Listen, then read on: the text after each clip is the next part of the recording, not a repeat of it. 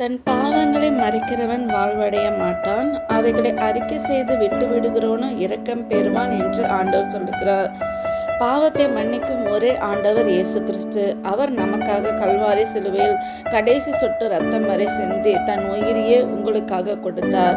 நம்ம என்ன பாவம் செய்திருந்தாலோ அதை ஆண்டவரிடத்துல சொல்லும் போது ஆண்டவர் என்ன பண்றாங்க, கிழக்குக்கு மேற்குக்கு அவ்வளோ தூரமாய் உன் பாவத்தை மன்னித்து மறந்து விடுகிற தேவன். அதே ஒரு சமயம் மனிதர்களிடத்துல போய் சொன்னா மனிதர்கள் என்ன பண்ணுவாங்க, அடுத்தவர்களிடம் சொல்லி நம்மளை வேதனைப்படுத்துவார்கள். ஆனால் ஆண்டவர் அப்படிப்பட்ட தேவன் அல்ல.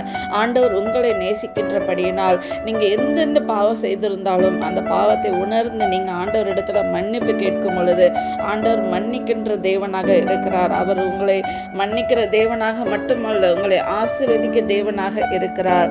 எனவே உங்கள் பாவங்களை ஆண்டவர்கிட்ட சொல்றீங்களா, ஆண்டவர் என்னுடைய பாவங்களை மன்னிங்க, நான் அறியாம இந்த பாவங்களை செய்துட்டேன், என்னை மன்னிப்பீங்களா இயேசுவேன்னு கேட்குறீங்களா? ஆண்டவர் உங்களை மன்னிக்க ஆயத்தமாக இருக்கிறார். உங்களை ஆசீர்வதிக்கவும் உங்களை உயர்த்தவும் ஆயத்தமாக இருக்கிறார். விசுவாசியுங்கள்.